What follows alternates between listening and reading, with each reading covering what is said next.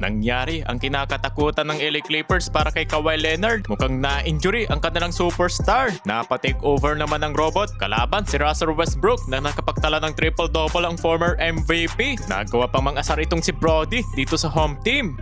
Tapat ang LA Clippers laban sa Sacramento Kings. Back-to-back game to para sa Clippers. Kalaban lang nila kahapon ang Chicago Bulls. Makuha kaya nila ni Kawhi Leonard ang 5 winning straight. Isa sa mga commentator pala ngayon ang dating head coach ng Nuggets na si Coach Michael Malone. Sa start ng first quarter, sinimulan dito ni Russell Westbrook ng kanyang assist. Panimulang opensa ng Clippers, pull-up jumper naman nang galing kay Kawhi Leonard. Back-to-back field goal sa harap ni Brody, mga idol. Nagpalitan naman dito ng basket si Precious Achiuwa at ni Darius Garland with the driving layup. Kumana siya dito ng 5 straight points. Napabayan pa sa wing 3-pointers. Yun nga lang, napalakas naman ang layup nito ni Darius Garland. Nakalamang ang Sacramento ng 4 points sa mid-range jumper ni DeMar DeRozan. Tinirahan naman siya ng 3 ng harap-harapan ni Kawhi Leonard na meron na siya ditong 7 points. Nakapag-steal pa si Ryan Dunn at naway sa kanyang transition dunk. Wala pang minti si Kawhi Leonard, mga idol. Shooting perfect 5 out of 5. Bigla naman ditong nakalamang ang Sacramento nang nakapagtala sila ng back-to-back basket. Samantalang nanggaling pa rin sa robot ang opensa ng Clippers. Back-to-back field goal para kay Kawhi sa harap muli ni Westbrook. Leading scoring naman sa Kings itong si DeMar DeRozan na may 8 points. Nakakuha naman ng counted and foul si Benedict Mathurin at nabigyan rin ng 2 free throw si John Collins. Naitabla naman dito ni Mathurin na muling kanyang counted and 1. Batuan naman ng 3 si McDermott at ni John Collins para dito sa Clippers. Nakalamang ng 2 points ang Sacramento Kings sa score na 33-31 end of the first quarter. Sa second quarter, sinimulan dito ng opensa ni John Collins. Back-to-back field goal naman para dito sa Sacramento Kings. Nakapukol naman ng 3 si Darius Garland, top of the key. Nice bounce pass naman dito ni Russell Westbrook to Maxi Reynolds. Driving layup naman para dito kay Benedict Mathurin. After nyan, nagkabungguan naman dito ng ulo si Kawhi Leonard at ni DeMar DeRozan. Dumugo naman ang ulo ng robot at maaga siyang napabalik ng locker room ng Clippers. Kumana naman ng spin cycle si DeMar DeRozan over to Chris Dunn. Napituan pa siya kay Russell Westbrook. Only 2 points pa lang itong si Brody at nakuha niya sa free throws. Without Kawhi Leonard, nakalamang naman ng Kings ng 7 points. Pasok pa ang tres nito ni Clifford, 50-43. Bumalik ang robot under sa 3 minutes mark. Pero quick move dito ni Russell Westbrook at sinundan niya ng transition dunk mula kay Precious Achiuwa. Napabayan naman dinepensahan si Chris Dunn. Pasok tuloy ang 3-pointers. Tuloy naman natambakan sa double figure ang LA Clippers.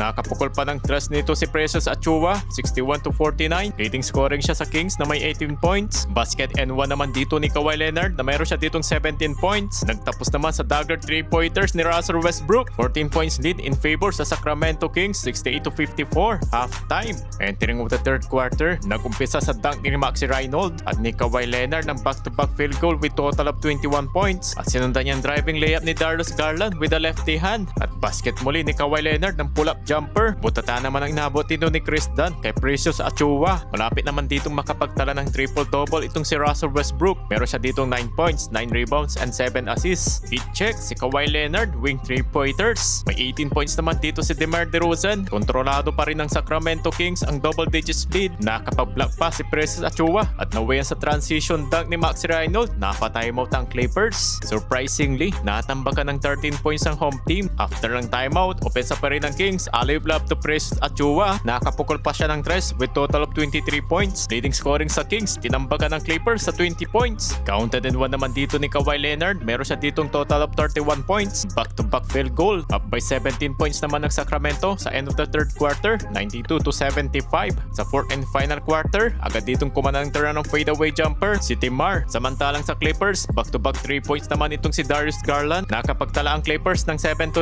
run. Naibaba nila sa 12 points, 97-85. Kumana pa ng step back 3-pointer si Darius Garland with total of 21 points at binura ni Benedict Mathurin ang double figure, counted and 1. Yun nga lang, napabalik naman ng locker room itong si Kawhi Leonard. Mukhang na-injury na naman ang superstar ng Clippers. Kahit walang Kawhi Leonard, unti-unti pa rin ditong nakabalik sa laban ng Clippers. 101-98, nakapag-steal naman itong si Russell Westbrook at nauwian sa score ni DeMar DeRozan. Buat mode naman ito si Benedict Mathurin, ang former Pacers. Yun nga lang, Russell Westbrook nakapukol dito ng 3, mga idol. Napa-timeout ang Clippers 106-100. After ang timeout, naibaba naman dito ng Clippers sa 4 points lead. Yun nga lang, magkasundo naman dito ang 3 ng Sacramento Kings. 3-on-2, DeRozan, Nate Clifford.